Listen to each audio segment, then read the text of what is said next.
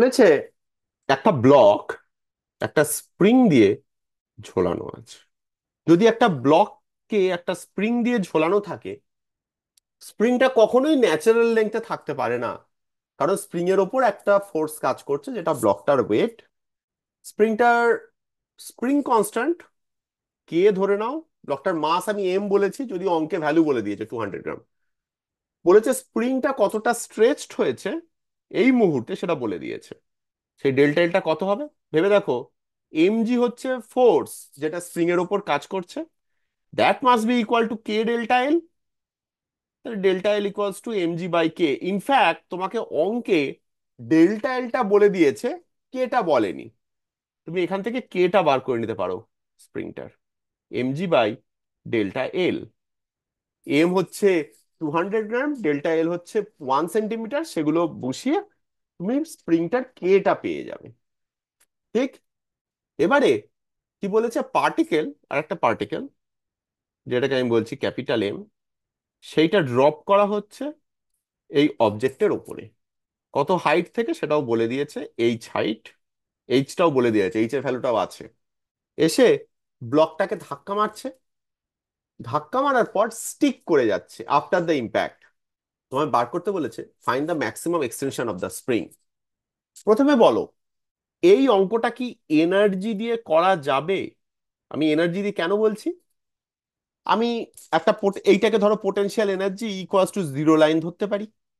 এটাকে যদি আমি potential energy equals to zero line ধরে নিই, ধরে নিতে পারো তুমি ম্যাক্সিমাম এক্সটেনশন যেটা তোমায় বার করতে বলেছে, তার জন্য কতটা মুভমেন্ট হচ্ছে এইসব দেখে ইনিশিয়ালি স্প্রিংটার একটা এনার্জি আছে, স্মল এম এর কোনো এনার্জি নেই, ক্যাপিটাল এম এর একটা এনার্জি আছে, ফাইনালি এক্সটেনশন এইখানে এসছে, সেখানের এনার্জি ব্যালেন্স করে তুমি কি অঙ্কটা করতে পারো এখানে? এখানে কি এনার্জি দিয়ে করতে পারো? এনার্জি ব্যালেন্স করতে পারো কি, এটা একটা আমার মেন কোশ্চেন। এনার্জি ব্যালেন্স কি এখানে পসিবল করা যায়? না, স্টিক কেন? করে যাচ্ছে তো। External force. কারেক্ট, স্টিক করে যাচ্ছে, ভেরি গুড। স্টিক করে যাচ্ছে মানে ইনইলাস্টিক কলিশন, মানে এনার্জি লস আছে। আমি যেহেতু এনার্জি লস আছে, তাই এনার্জি ব্যালেন্স আমি করতে পারি না। আমি কিভাবে করতে পারি? আমি কি মোমেন্টাম ব্যালেন্স করতে পারি? মানে ধাক্কা খাওয়ার আগে কি হচ্ছে পরে কি হচ্ছে মোমেন্টাম ব্যালেন্স করতে পারবো? না। এই বরাবর স্প্রিং এর ফোর্স আছে, আবার ওয়েট আছে, মোমেন্টামও ব্যালেন্স করতে পারি না। হয়তো স্যার, কাকতালীয় ভাবে মোমেন্টামটা ব্যালেন্স হয়ে যাবে, সেটা আমি অঙ্কর ইকুয়েশন লেখার পর দেখতে পাবে। কিন্তু এইটা হচ্ছে সেই ইম্পালস মোমেন্টামে যে লাস্টে গুলো করলাম সেই টাইপের অঙ্ক। যদি অত কমপ্লিকেটেড নয়, এটাকে যদি আমি একটা দড়ি আরেকটা দড়ি সঙ্গে সঙ্গে বা এর সঙ্গে একটা অন্য কিছু ঘটনা ঘটান, তাহলে কমপ্লিকেটেড হতো। এক্ষেত্রে মোমেন্টামটা কনজার্ভ হয়ে যাবে, মানে অনেক স্টুডেন্টই থাকবে যারা অঙ্কটাকে জাস্ট মোমেন্টাম ব্যালেন্স করে দিয়ে বেরিয়ে যাবে।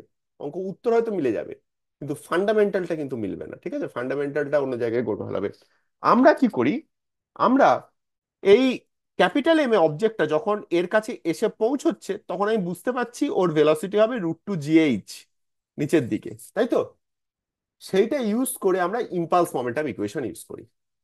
ডিউরিং কলিশন এই ক্যাপিটাল এম যে পার্টিকেলটা আসছে, তার কি কি ফোর্স কাজ করছে? ক্যাপিটাল এম জি নিচের দিকে, নর্মাল রিয়াকশন ওপরের দিকে, আর কোনো ফোর্স নেই। আমি নিচের দিকটাকে পজিটিভ ধরছি ইম্পালস মোমেন্টাম ইকুয়েশনের জন্য।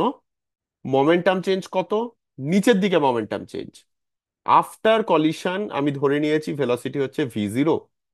তাহলে capital M v0 after collision momentum, আর বিফোর কলিশন হচ্ছে ক্যাপিটাল এম ইন্টু √2gh, যখন পৌঁছেছিল √2gh। এটা হচ্ছে মোমেন্টাম চেঞ্জ। আর ইম্পালস কত? ইম্পালস হচ্ছে নেট ফোর্স যেটা নিচের দিকে কাজ করেছে মাল্টিপ্লাইড বাই টাইম। তাই capital M G minus N into DT. যেহেতু N is much much greater than capital M G, তাই আমি লিখতে পারি integration 0 to delta T minus N d t is equal to m V zero minus capital M √2gh। এই অবস্থাতেই এটা ছাড়া থাক। এবারে ক্যাপিটাল এম কে দেখা যাক during collision, sorry small m কে।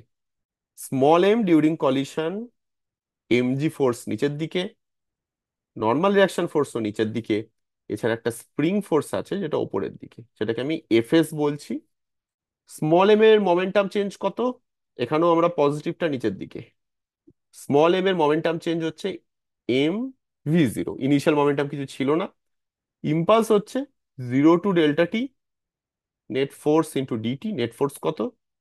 M G plus capital N minus F S. আবার capital N much much greater than M G আর F S. F S depends only on extension. তাহলে আমি লিখতে পারি 0 to Δt N d t is equal to m V zero. তার মানে minus N d t হচ্ছে minus M V zero. সেইটা যদি আমি প্রথম ইকুয়েশনটায় পুট করে দিই, কি পাবো? Minus M V zero is equal to capital M V zero minus capital M √2 GH, বা capital M √2 GH is equal to capital M plus small M V zero. দেখো একবার আমরা কি পেয়েছি ইকুয়েশনটা। Capital M √2 GH is equal to capital M plus small M into V zero. তোমরাও পেয়েছো এটা? মোমেন্টাম কনজার্ভের মতনই তো ইকুয়েশন। বেসিক্যালি মোমেন্টাম কনজার্ভের ইকুয়েশন হয়ে গেছে। Initial momentum capital M √2 g h, final capital M plus small M into v হ্যাঁ। জিরো। কিন্তু এখানে ব্যাপারটা কিন্তু কমপ্লিকেটেড। আমরা কিন্তু এখানে জিনিসপত্র ইগনোর করেছি, স্মল এম জি ইগনোর করেছি, এফ এস ইগনোর করেছি, তবে গিয়ে আমরা মোমেন্টাম কনজার্ভ করতে পেরেছি। এবার একটা ট্রিক বলি। তোমরা অঙ্ক যত করবে প্রথম প্রথম আমি চাই কমপ্লিটলি নিজেরা করবে। ট্রিকটা কোথায়? যদি দেখো যে একটা কলিশনে একটাই ইম্পালসিভ ফোর্স কাজ করছে, যখন হরাইজন্টাল হয় তখন কোনো এক্সটার্নাল ফোর্স থাকে না, এখানে এক্সটার্নাল ফোর্স আছে। যদি এক্সটার্নাল কোনো ইম্পালসিভ ফোর্স না থাকে, তাহলে তুমি মোমেন্টাম কনজার্ভ করতে পারো। এখানে এক্সটার্নাল ফোর্স গুলো হচ্ছে এমজি আর এফএস, কিন্তু দুটোই ইম্পালসিভ ফোর্স নয়, তাদের ফাইনাইট ভ্যালু। সেই জন্য এখানে মোমেন্টামটা ফাইনালি গিয়ে কনজার্ভ হয়ে গেল। আমরা আগের দিন ক্লাসে যেগুলো করেছিলাম সেখানে টেনশন ছিল, টেনশনটা এক্সটার্নাল ফোর্স ছিল, কিন্তু টেনশনটা ইম্পালসিভ ফোর্স হতে পারতো। তাই জন্য মোমেন্টাম একদমই কনজার্ভ করা যায়নি। যদিও যদি তুমি পারফেক্ট লজিক দিয়ে পারফেক্ট থিওরি দিয়ে করতে চাও তাহলে কিন্তু এইভাবেই করতে হবে। কিন্তু এবারে যখন কম্পিটিটিভ এক্সামে করবে এত টাইম দিলে চলবে না, তখন দেখে নিতে হবে কোনো এক্সটার্নাল ইম্পালসিভ ফোর্স আছে কিনা। এক্সটার্নাল ইম্পালসিভ ফোর্স যদি না থাকে, তাহলে তুমি কলিশনে কিন্তু মোমেন্টাম তুমি কনজার্ভ করে দিতে পারো। কারণ ইন্টারনাল যে ইম্পালসিভ ফোর্স এনটা, সেটা ওই এক্সটার্নাল এমনি ফোর্স গুলোর থেকে অনেক বেশি, তাই তারই প্রাধান্য বেশি হচ্ছে। সেই জন্য তুমি মোমেন্টামটা কনজার্ভ করা যায়। খুব ইম্পর্টেন্ট কথা, ঠিক আছে? বোঝা গেছে? ক্লিয়ার? তো এখান থেকে আমি ভি জিরোটা পেয়ে গেলাম। ভি জিরো পাওয়ার পর আমি কিন্তু এনার্জি কনজার্ভ করতে পারি। ধরে নাও এখানে আরো ক্যাপিটাল এইচ নিচে আসছে, আর এটাকে potential energy equals to zero line ধরো, ঠিক আছে? Initial energy must be equal two final energy. এটা কিন্তু কলিশনটা হয়ে যাবার পর। কলিশনটা হয়ে যাবার পর ইনিশিয়াল এনার্জি কত হবে? স্প্রিংটার হাফ কে ডেল্টা এল হোল স্কোয়ার। এটা স্প্রিংটার পোটেনশিয়াল এনার্জি। তুমি কে জানো, তুমি ডেল্টা এল জানো, সব জানো, কিন্তু এগুলো সব known. Plus small m plus capital M দুজনের কাইনেটিক এনার্জি। তুমি ভি জিরো জানো, স্মল এম জানো, ক্যাপিটাল এম জানো। এটা initial total energy. Final total energy কত হবে? মানে ম্যাক্সিমাম এক্সটেনশনে গিয়ে half k delta L plus capital H whole square. Half k delta L plus H whole square, এটা হচ্ছে total extension finally, minus small m plus capital M g h. এটা potential energy. কেন এটা? আমার potential energy zero কোনটা ছিল? এইখানে, সেখান থেকে এইচ নিচে নেমে এসছে, তাই নেগেটিভ পোটেনশিয়াল এনার্জি। সেই জন্য minus small m plus capital M g h. এই দুটো ইকুয়েট করে ফাইনালি আমাকে ক্যাপিটাল এইচটা বার করতে হবে। সবকিছু নোন, একমাত্র এইচটা নয়।